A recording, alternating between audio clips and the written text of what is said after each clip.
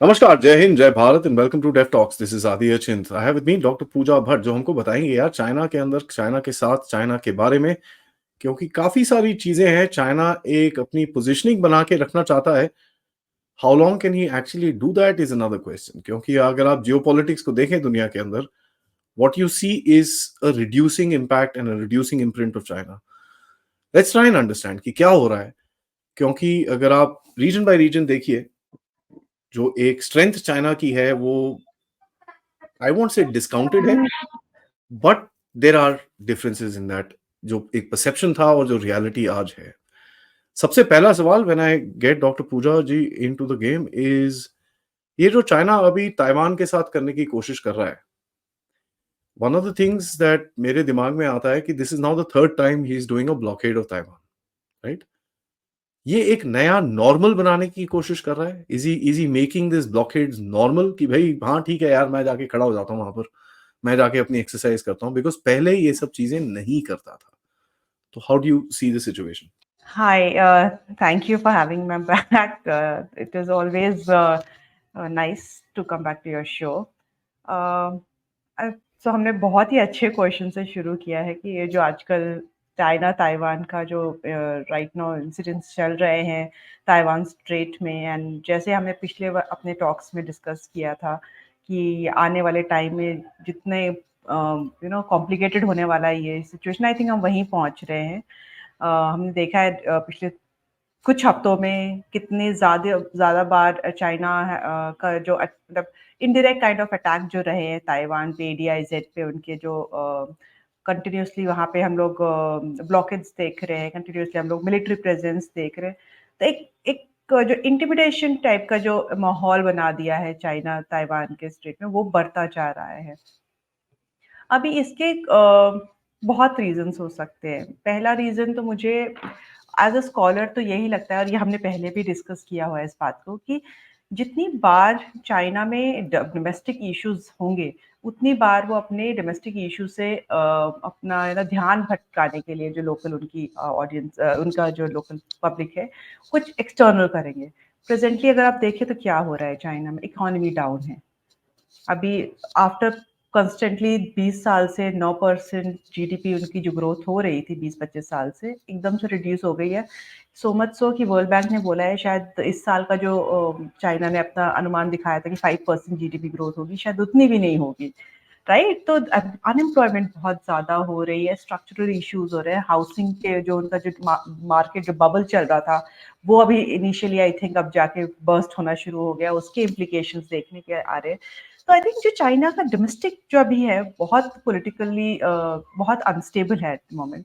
I think one of those reasons of, मतलब वही एक रीजन बन सकता है कि जो ध्यान है पूरा अभी ताइवान स्ट्रेट की तरफ जा रहा है, कि जिस हिसाब से पिछले कुछ हफ्तों में हम देख रहे हैं कि जितना ज़्यादा अटैक्स ताइवान के ऊपर प्रेशराइजेशन हो रही है डिफरेंट मिलिट्री तरीकों से, वो सब बढ़ती जा रही है।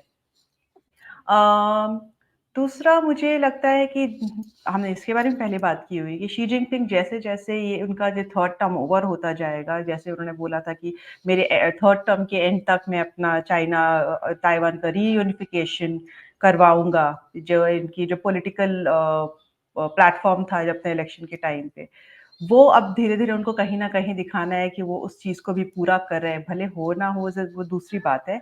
बट उस टाइप का जो अपना जो उन्होंने एजेंडा बताया था अपने थर्ड री-इलेक्शन के टाइम पे, वो भी उनको अचीव करना है। तो आई थिंक उसका इम्प्लीकेशन भी हम लोग ये यहाँ पे ये देख रहे हैं। तो आई थिंक ये 2 रीज़न्स मेन मैं मान रही हूँ अभी कि अचानक से जो चाइना का अप्रोच है ताइवान की तरफ जितना इंटेंसिफ़ाई हुआ है, एंड तीसरा तो यूएस प्रेज़ेंस है ही है, जो यूएस प्रेज़ेंस बढ़ती जा रही है पूरे ताइवान स्ट्रेट की तरफ, साउथ चाइना सी की तरफ। तो I think that is again जो उनके चाइना ने हमेशा उसको अपने लिए थ्रेट माना है, एक वो भी इश्यू एड अप होता है। तो आई थिंक ये 2-3 बड़े-बड़े इश्यूज़ हैं, इसके अलावा छोटे कई ऐसे इश्यूज़ हैं जिसकी वजह से जो हम ये ताइवान स्ट्रेट का जो अभी ऑल ऑफ अ सडन देख रहे हैं कुछ हफ्ते से, बहुत ज़्यादा इंटेंसिफाइड सिचुएशन, मिलिट्री सिचुएशन, वो उनकी वजह से हो सकती है।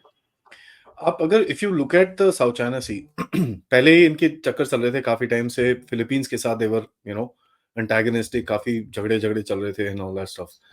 बट वो पूरी तरह से I mean they came to an agreement कि अच्छा ठीक है, तुम अपने ट्रूप्स को सप्लाई कर लो, ये कर लो, वो कर लो। अब इट डिडन्ट से इन लोगों ने ये नहीं बोला कि हम पीछे हट रहे हैं, बट यू कैन अंडरस्टैंड कि भई चाइनीज़ थोड़ा-सा बैक ऑफ हो गए उस सिचुएशन से। रिसेंटली जो हम देखते हैं कि भई अभी वियतनाम के साथ एक थोड़ा-सा इन लोगों ने एंगेजमेंट शुरू करी है। एंड चाइनीज़ की तरफ से अगर आप प्रोपेगेंडा देखेंगे, नैरेटिव देखेंगे कि ओहो! Everything is hunky dory, China, Vietnam starting a whole new series of engagements and हम लोग तो डिफरेंट लेवल पे लेके जाएँगे इसको, we are gonna make it a this and that and the other. ये एक मेरे को बड़ी इंटरेस्टिंग चीज़ लगती है। तो 2 questions in this, every time China takes a step, ये ऐसा कैसे होता है कि भैया एकदम ऊपर से साक्षात भगवान राम ही आके कुछ करके गए हैं उनके लिए? It always seems like that and उसके बाद ऐसा लगता है 10 दिन के बाद कि कोई रावण आके उनके आके सर काट के चले जाता है उनका। So it's very weird that they beat around the bush bush so much, इतना बिल्डअप कर लेते हैं एक चीज को, बिकॉज जब उसकी रियल पिक्चर बाहर निकलती है तो ऐसा दिखता है कि देयर इज नथिंग हियर। एक ये सवाल and the second question is, Vietnam trust करेगा चाइना को? देखिए, उसमें आपको एक चीज़ तो माननी पड़ेगी कि चाइना का जो पॉलिटिकल सिस्टम है, काफ़ी चाइनीज़ जैसा ही है, ठीक है? सोशलिस्ट उसकी सिस्टम है, काफ़ी इंस्पायर्ड उसकी है। सिस्टम है। तो देख वो पुराने जो जिस हिसाब का पॉलिटिकल सिस्टम बना है, अब वो आपको मतलब वो कहीं न कहीं आपको अपनी अलाइज़ या टाई दिखाना पड़ेगा उसको। हम्म, एंड वो वियतनाम दिखाता भी है। मतलब आई डोंट थिंक कि उन्होंने कभी इस बात से शर्माए हैं दिखाने के लिए कि हमारा सोशलिस्ट सिस्टम है, जो काफ़ी चाइना नो से नो, मिलता है। हम्म, अ, वो इन इन सब्सटेंस भले ही मतलब अगर आप देखें तो वो सोशलिस्ट है। दो अगर एक्टिविटी देखें वियतनाम की, अब बिकॉज़ काफ़ी सारा उनका एंगेजमेंट हुए हैं यूएस से पिछले कई सालों में और बाकी यूरोपियन कंट्री से, तो सिस्टम भले ही थोड़े डेमोक्रेटिक हो गए बट एट कोर वो अभी भी सोशलिस्ट है। तो ये बैकग्राउंड हमको मान के चलना पड़ेगा चाइना वियतनाम रिलेशन में, बहुत इंपॉर्टेंट है। दूसरी बात ये है इफ किस जितनी बार किसी भी कंट्री में जो पहले चाइना के साथ प्रो चाइना गवर्नमेंट जहाँ पे रही है, उसमें लीडरशिप चेंज होती है, नए लीडर आते हैं, तो चाइना हमेशा ये कोशिश करती है कि उन लीडरशिप को जाके मिले अपने रिलेशनशिप पे मतलब अच्छे करने के लिए, बेहतर करने के लिए। वियतनाम में अभी नए लीडर आए हैं, जनरल सेक्रेटरी वहाँ के जो वियतनाम के कम्युनिस्ट पार्टी के हैं, वो अभी नए सेलेक्ट हुए कुछ महीने पहले ही। तो अभी उनको अपने खेमे में लेने के लिए बोले या अपने साइड में लेने के लिए चाइना हैज़ अप्रोच्ड, उनका भी मीटिंग भी हुई है, काफ़ी सारे एग्रीमेंट एमओयूज़ भी साइन किए हैं। तो ये अप्रोच है। और ये कोई अलग नहीं है, कोई नया नहीं है, कोई यूनिक नहीं है, ये सारी कंट्रीज़ करती हैं। चाइना को अभी बहुत ज़्यादा ज़रूरत है इन अपनी नेबरिंग कंट्रीज़ को ट्रेड को लेके और अपने पॉलिटिकल सोशलिस्ट पॉलिटिकल रिलेशंस लेके, तो चाइना ज़्यादा अप्रोच कर रही है। अगर आप रिसेंटली देखें इंडिया के अपने खुद के बैकयार्ड में, बांग्लादेश में अभी पिछले हफ्ते जब हमारी ये इंटरिम गवर्नमेंट बांग्लादेश की बन गई थी, उसके बाद इमीडिएटली चाइनीज़ लीडर्स और चाइनीज़ मिलिट्री आके मतलब बांग्लादेश में बैठी हुई है, उनसे 2-2 3-3 दिन मतलब कन्वर्सेशंस चल रही हैं। क्योंकि अब ना वो जैसे नई पार्टी आई है, अब चाहते हैं कि भैया हमारे साइड वो पार्टी हमारे साथ भी काम करे। तो आई थिंक ये जो रिलेशनशिप है, पॉलिटिकल रिलेशनशिप, हमें उस व्यू पॉइंट से देखना चाहिए। अब कहने के लिए वियतनाम चाइना पे कितना मतलब ट्रस्ट करता है, आई डोंट थिंक कोई भी कंट्री चाइना पे ट्रस्ट करती है। ये आई बट बट जैसे हमारे लीडर्स ने बोला है, जैसे पॉलिटिकल पंडित्स ने हमेशा बोला है, national interest come first, there is no morality in the international relations और फॉरेन पॉलिसी। ठीक है, trust is a moral point. जो हम टू-वे स्ट्रीट। ट्रस्ट की बात, it's a quality, moral quality, right? तो पर जब फॉरेन पॉलिसी की बात होती है तो आप बहुत ज़्यादा ही प्रैग्मैटिक होते हैं अपने फॉरेन पॉलिसी को लेके। तो वियतनाम का जैसे बाकी कंट्रीज़ का चाइना के साथ बहुत स्ट्रॉन्ग इकोनॉमिक टाइज़ है और ईयर ऑन ईयर चाइना सबसे लार्जेस्ट ट्रेडिंग पार्टनर रहा है, वियतनाम के साथ भी रहा है। अब वियतनाम की भी इकोनॉमी पिछले इतने सालों से अच्छी रही है, मतलब पूरे एशिया में I think Vietnam was the fastest growing country, economic country, ठीक है? तो अभी अब वो वियतनाम को भी अपना सस्टेन करना है because they are looking at development, इसलिए भी उनको चाइना की ज़रूरत है। तो ये सब फैक्टर्स हमें जानने की बहुत ज़रूरत है कि मतलब भले वियतनाम ट्रस्ट करे ना करे, ठीक है? और अगर आप ट्रस्ट की बात करते हैं तो अभी लास्ट वीक ही वियतनाम ने के अगेंस्ट जब वियतनाम फिलिपीन फिशरमैन को चाइना ने अभी अटैक किया था या मतलब उनको धमकी दी गई थी, वियतनाम ने इमीडिएटली उनके अगेंस्ट एक डिप्लोमेटिक ऑर्डर निकाल दिया था, स्ट्रांगली सेइंग कि हम बर्दाश्त नहीं करेंगे कि अगर चाइना हमारे फिशरमैन को अपने ही डोमेस्टिक वाटर्स में ऑपरेट नहीं करने देगा, तो वियतनाम इसको हल्के नहीं लेगा। तो ऐसा करके स्टेटमेंट, आई थिंक ये जितनी भी कंट्रीज चाइना के साथ डील कर रही है, 2 लेवल पे डील कर रही है। एक इकोनॉमिक लेवल पे डील कर रही है, और एक प्रैग्मैटिक जो बिल्कुल प्रैग्मैटिक है, और दूसरा ये मिलिट्री लेवल पे भी डील कर रही है कि अगर कहीं वो अपने आप को थ्रेटन पाती है, तो या तो वो रिपोर्ट कर रही है चाइना को, वापस कंप्लेन कर रही है, या फिर वो हेजिंग कर रही है बाकी सुपर पावर्स जैसे यूएस एंड ईयू एंड बाकी कंट्रीज के साथ। तो इस हिसाब से देखना चाहिए। आप ये जो अभी you know if you look at it, Bharat ने इतने पिछले सम टाइम से जितनी भी आपकी एंगेजमेंट चल रही है, specially with you know with the ASEAN Nations, आपका भी आसियान इंडिया समिट खत्म हुआ है, prime minister Modi just came back from what's his name, Brunei, Laos. Laos. Brunei, Lao, both the hmm. places he had gone to in the past 1 or 2 months. उससे पहले Vietnam के prime minister was here, Indonesia के साथ आपकी काफी deals चल रही हैं। How do you see the relations, जो भारत अपनी बेट्स को हेज करने की कोशिश कर रहा है उस जगह के अंदर, how do you see the game? And दूसरा, जो भारत का अप्रोच रहा है towards the South China Sea, which is port led development, so you got your ports coming up there, आपका वियतनाम के अंदर 2 पोर्ट्स आ गए हैं, आपके सबांग आचे के अंदर आप कुछ कर रहे हो, in Indonesia, Brunei there is some conversation happening, Malaysia के साथ कुछ कन्वर्सेशंस हैं, Singapore you always already have certain facilities, Philippines के साथ आपकी कन्वर्सेशन चल रही हैं। How do you put that into perspective as far as port led development is concerned? I think जो पोर्ट लेड डेवलपमेंट है, this is something, I think globally ये चीज समझी गई है, समझ चुकी है सारी कंट्रीज कि अगर उनको इकोनॉमिक डेवलपमेंट चाहिए अपनी, तो उनको अपने पोर्ट डेवलपमेंट पे बहुत फोकस करना होगा। चाइना ने इतने साल पहले कर दिया, यूएस ने किया, जितने यूरोपियन कंट्रीज ने किया, उनके ट्रेड उस वजह से बढ़ा। आई थिंक अब इंडिया को इतने सालों के बाद ये रियलाइज हुआ है कि अपनी जो डेवलपमेंट है वो, उसके लिए उसको पोर्ट्स की डेवलपमेंट बहुत जरूरी है। इकोनॉमिक एंगल पहले बता रही हूँ मैं आपको, मिलिट्री एंगल उसका, स्ट्रैटेजिक एंगल दूसरा ही, मतलब एक्सटेंशन है उसका, इंपॉर्टेंट है उसके लिए, बट पहला जो उसका पॉइंट है वो इकोनॉमिक है। सो जो भी हम लोगों ने अपनी जो ट्रेड और पोर्ट डेवलपमेंट जो कर रहे हैं, सो जो इंडिया की पोर्ट लेड डेवलपमेंट है, वो हमारा एक डोमेस्टिक इकोनॉमिक एजेंडा था, जो नाउ रीजनल लेवल पे, ग्लोबल लेवल पे एक्सपैंड हो चुका है। तो जितने भी हम ये पोर्ट्स बना रहे हैं, ये उस एजेंडा को लेके इनिशियली है। अब बिकॉज हमें अपना जो ट्रेड बढ़ाना है, उसके लिए हमें पोर्ट्स चाहिए, पोर्ट कनेक्टिविटी चाहिए। अब कुछ पोर्ट्स इंडिया में, हम इंडिया के खुद के अपने जितने अदानीज एंड जो बिग पोर्ट डेवलपर्स हैं, वो लोग बना रहे हैं।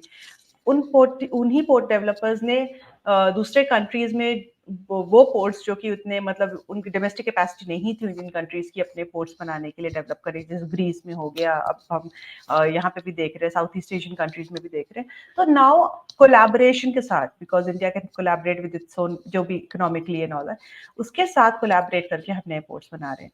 अब इसको आप चाइना की स्ट्रिंग ऑफ पर्ल्स के साथ अगर कंपेयर करें, तो द थिंग इज, उसके चाइना का जो स्ट्रिंग ऑफ पर्ल है, वो भी इकोनॉमिकली ही शुरू हुआ था, जो भी जितने भी पोर्ट्स वो रीजन, हमारे इंडियन ओशन रीजन को बनाना चाहते थे।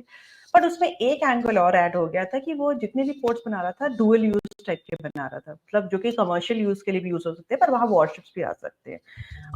क्लियरली उसका आइडिया यही था कि अपने ट्रेड को प्रोटेक्ट करने के लिए हमें मिलिट्री स्टैब्लिश करनी पड़ेगी, और military basically always, flag always follows the trade, मतलब तो अगर आपका ट्रेड जहां जहां जाएगा, आपका शिप, मिलिट्री शिप को वहां प्रोटेक्ट करने के लिए होना चाहिए। अब सिमिलर स्ट्रैटेजीज कई और कंट्रीज भी यूज कर रही है, जहां पे वो पोर्ट्स जिस हिसाब से बना रही है, अपने प्रोटेक्शन ऑफ पोर्ट्स के लिए भी अपनी मिलिट्री को एंगेज कर रही है। बहुत पुराना ये एक तरीका रहा है कंट्रीज का डील करने के लिए, तो which India is also doing.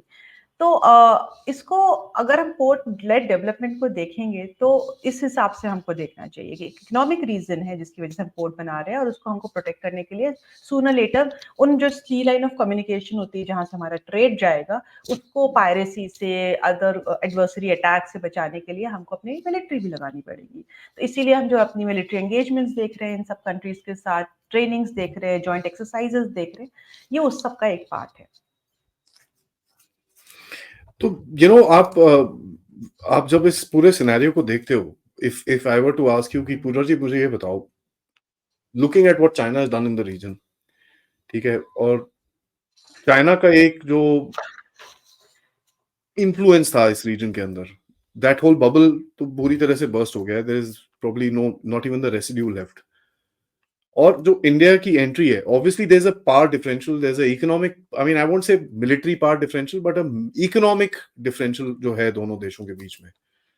How do you see the differential between both the countries today? क्योंकि is there trust and patience which sits with India, जो एक कि भाई इसके साथ काम कर सकते हो, थोड़ा टाइम लगेगा, आराम से करेगा बट ढंग से करेगा, and he won't take you out. यहाँ पर बहुत डेंजर है हमको। तो इज देयर एन अंडरस्टैंडिंग आपके हिसाब से within these countries of South East Asia कि यार boss we need to kind of we rather go with this guy rather than these things? Do you see that as a popular narrative today? Do you see that as a change in mindset? And overall आप कैसे देखते हो दोनों countries की, for the lack of a better word, race को इस जगह के अंदर? I think as a scholar I मेरे अपने ओपिनियंस बेस्ड होंगे। जनरली जो हमारे सर्वेज होते हैं, जो हमारे मतलब रीजन के बारे में जो हमारा रीडिंग होता है उसके बेस पे, तो रिसेंटली क्या पिछले कई साल से सिंगापुर बेस्ड एक थिंक टैंक है वो एंड मलेशिया बेस्ड, ये दोनों थिंक टैंक्स अपने अपने सर्वेज निकालती है ईयर ऑन ईयर, जिस सर्विस में और क्वेश्चन लगभग पिछले कई साल से सिमिलर ही रहे हैं, जिसमें पूछा जाता है कि south East Asia countries China prefer करती है कि इंडिया को प्रेफर करती है। तो ये जो ट्रेंड रहा है पिछले कई सालों में, कंट्रीज ने ये आंसर दिया है कि इकोनॉमिकली देखें तो कंट्रीज चाइना प्रेफर करेंगी, बिकॉज जिस हिसाब से इकोनॉमिक डेवलपमेंट लाते हैं, और आपने भी डिस्कस किया है कि India can not be economic competitor to China, तो कंट्रीज ने चाइना को प्रेफर किया है। But when it comes to trust factor and जो कि बहुत ही सॉफ्ट पावर, वो इंडिया की ज्यादा मानी जाती है। और ये ईयर ऑन ईयर ये सर्वेज में निकल कर आया है कि जितनी भी साउथ ईस्ट एशियन कंट्रीज हैं, इंक्लूडिंग लाओस एंड कंबोडिया, जो कि बहुत प्रो चाइना है, वो भी इंडिया, वहाँ के लोग, नॉर्मल लोग जो है वो इंडिया को ज्यादा ट्रस्ट करते हैं। तो आई थिंक ये जो प्रो इंडिया फीलिंग उनके पब्लिक में है, वो इंडिया के लिए ज्यादा है। अभी रिसेंटली हमने देखा है कि Bangladesh can be one of the exceptions, पिछले कई साल से कुछ कुछ ऐसी चीजें हुई हैं बांग्लादेश में जहाँ पे उनकी जो यूथ है वो इतनी प्रो इंडिया नहीं है।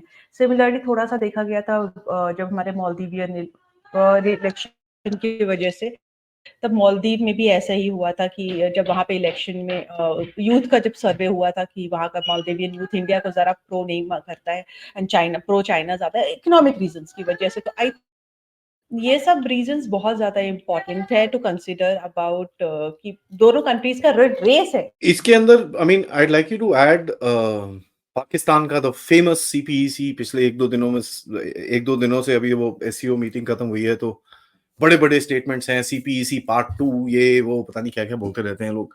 All of them sit down and dream together and put that in their joint statement, to my mind, because ground पे तो कुछ होता नहीं है, सीपीईसी तो चल नहीं रहा।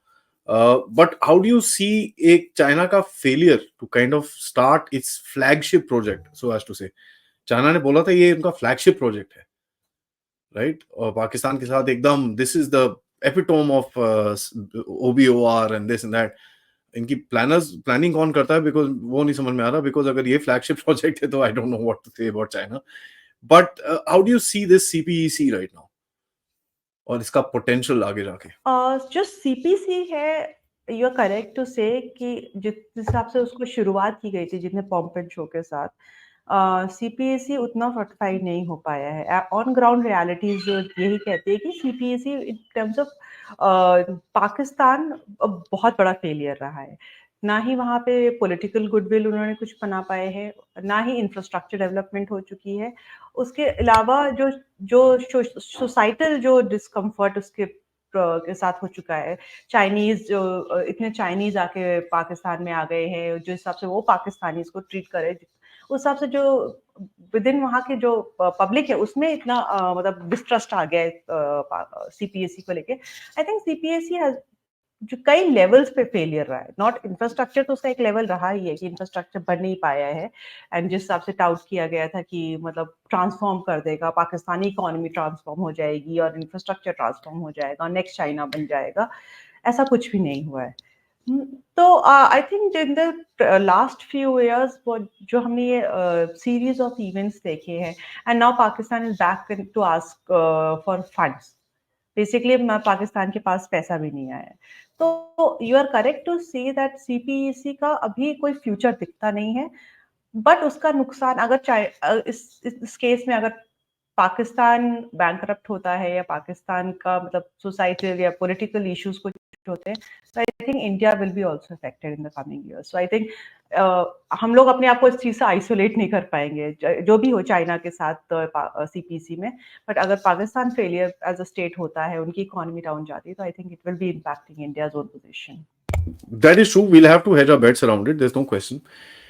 But if you go towards the West Asia region, and ये चीज आपको एक कॉमन चीज दिखती है कि द चाइनीज जो एक स्ट्रक्चर बनाने की कोशिश करी थी, ईरान सऊदी डील कर दीजिए, ये कर दिया जी, वो कर दिया जी, that is literally out the window because nobody is asking China for anything. आप कोई स्टेटमेंट नहीं देखते बिटवीन इजराइल एंड ईरान, जो ये झगड़ा चल रहा है, where either countries come out and said, oh, we would want China to come and help us.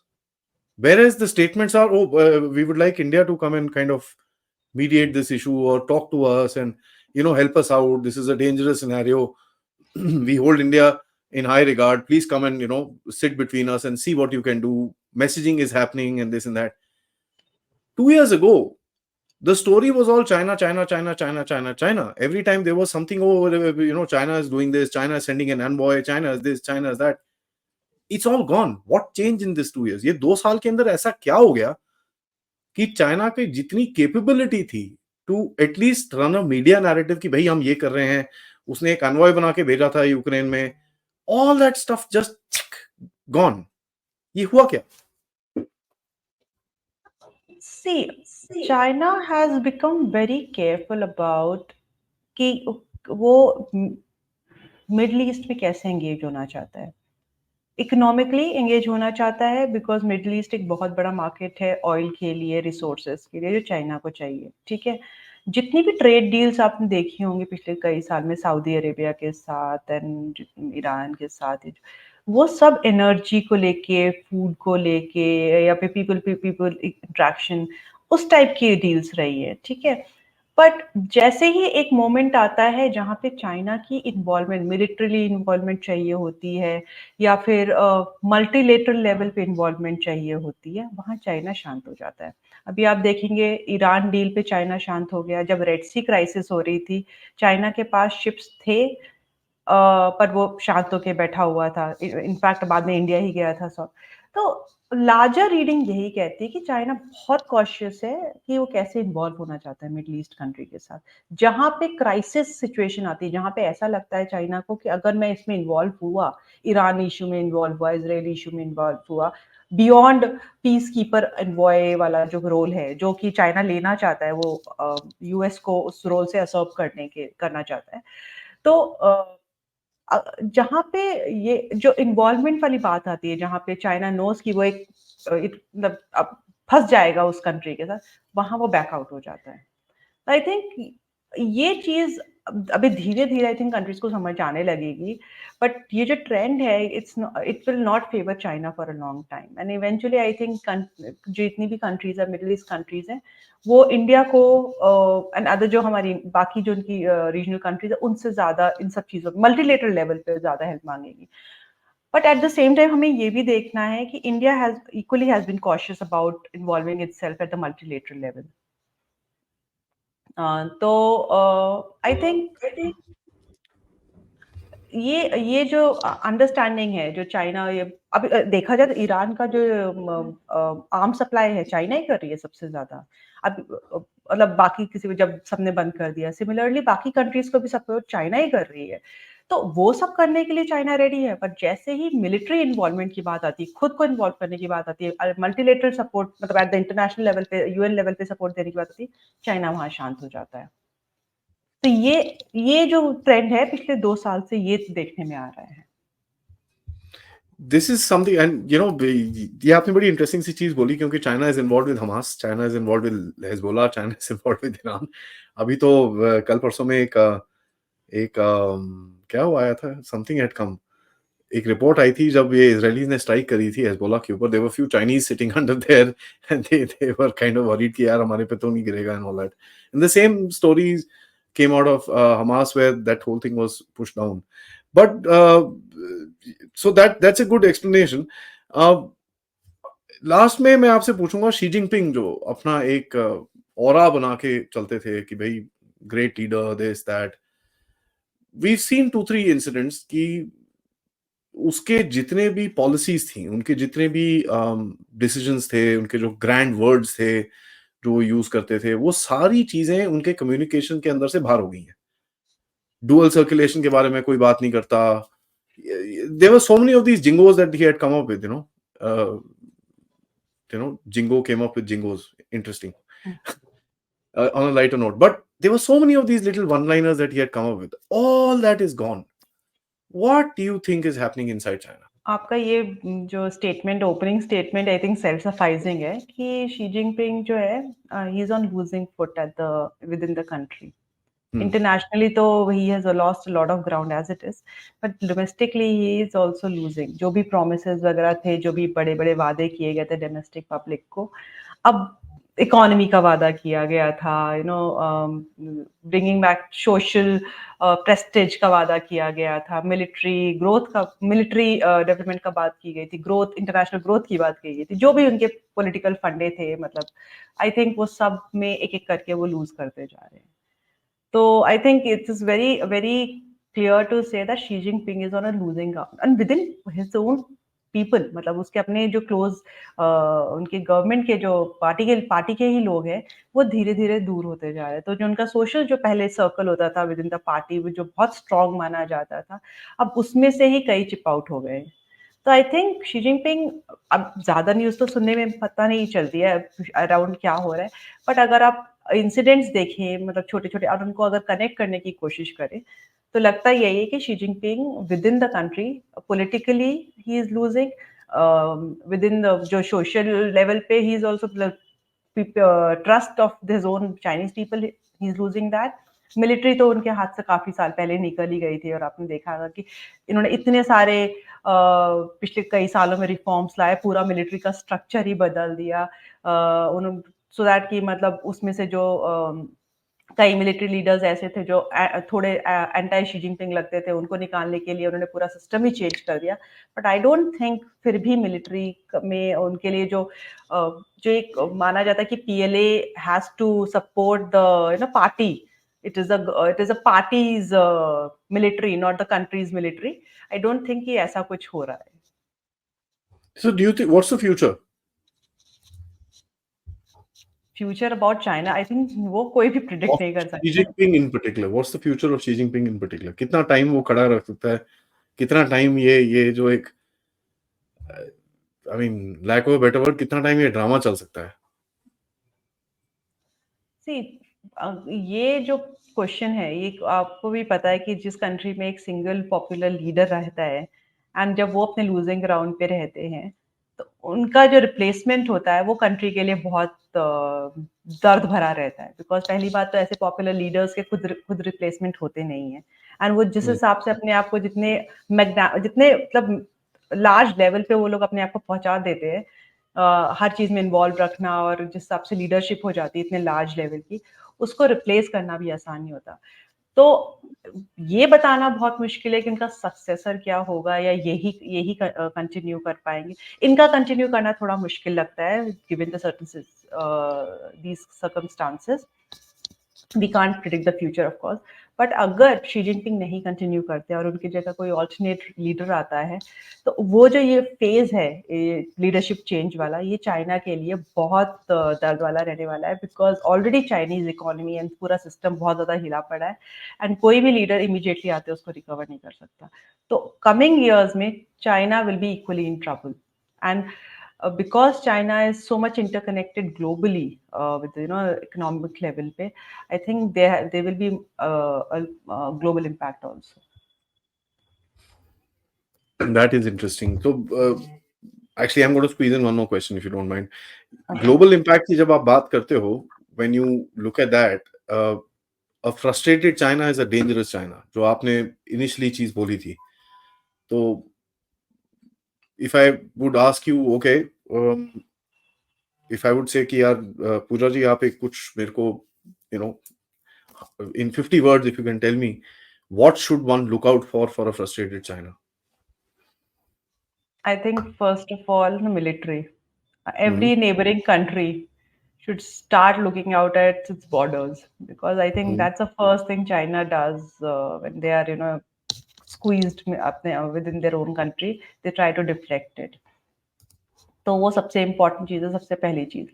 Second, एक क्वालिटी आपको चाइना की माननी पड़ेगी कि जितनी बार वो इकोनॉमिक क्राइसिस में रहते हैं, जो उनका इकोनॉमिक एंगेजमेंट जो होता है, जो ये डिप्लोमेटिक पॉलिटिकल एंगेजमेंट होते हैं, इतने ज़्यादा इंटेंसिफाई हो जाते हैं कि बाय हुक और crook it will get involve in other countries in terms of economically and politically, diplomatically.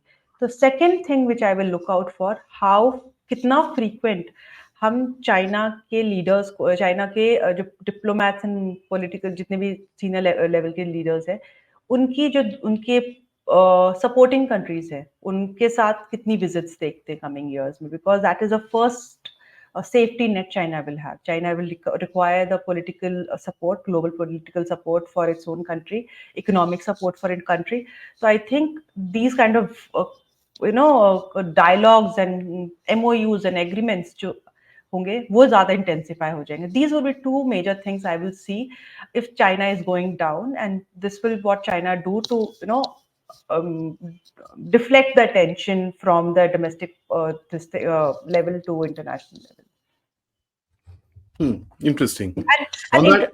Sorry, I just wanted to add. And every time China will sign a agreement with any of these political countries, or maybe it's a economic agreement or any other kind of agreement, it will be touted as what China has done great about it, and it will be a selling point to the domestic public. So if I can connect it, because the domestic public now is unhappy with China, by going international about these agreements and signing these agreements when they are going down domestically, will be touted back as a great leadership's achievement at the international level. So this type of relation.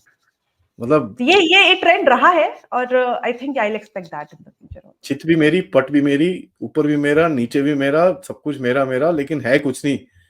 There is not even air in the balloon. वो कहते खाली बर्तन ज्यादा आवाज करता है. Did you just call Xi Jinping a खाली बर्तन? हाँ, एक मुहावरा था, मुझे लगा ठीक लगेगा इस टाइम पे. Absolutely, it fits well. Because, and thank you so much, because China today, I never thought कि a lot of people used to talk about the decline of China. ठीक है, ये नीचे जा रहा है, नीचे जा रहा है, नीचे जा रहा है. It didn't ever seem that in the next 2 years, 1.5 years, you will find that the decline will start so fast, and you will find actually tangible evidence कि यार ये गड्ढे में जाना शुरू हो गए हैं. There are problems. People like us who used to talk about these problems were known as propagandists, because we were, kind of coming out and saying, listen, these guys are in trouble. Today, it's common knowledge that China is in trouble. So that's because something which we were reading the science. We were reading the trends and science. It was not something कि हम लोग हमारे ideas से बोल रहे थे. This was certain trends that we were observing कि ये हो रहा है, तो इसका मतलब ये हो सकता है. और अभी भी जो हो रहा है कि structural reasons की वजह से चाइना नीचे जा रहा है and all that, ये डिस्कशन हमारी काफी टाइम पहले हो चुकी है, and वही चीजें अब हो रही है. तो ऐसा नहीं था कि हमने कुछ आउट ऑफ द बॉक्स कुछ प्रिडिक्ट किया था. तो हमारा प्रिडिक्शन जो था काफी रीडिंग्स के बाद था. So I don't think, No, you're absolutely right, and that's what I'm saying. today whatever we said and whatever we spoke back in the day, वो validate हो रहा है and things are kind of falling into place. On that note, thank you so much. Always a pleasure, and all the very best for your new beginnings. Thank you so much for coming and sharing your insights, and looking forward to having you back very soon again. Jai Hind, Jai Bharat. Thank you, Adi, for having me as well.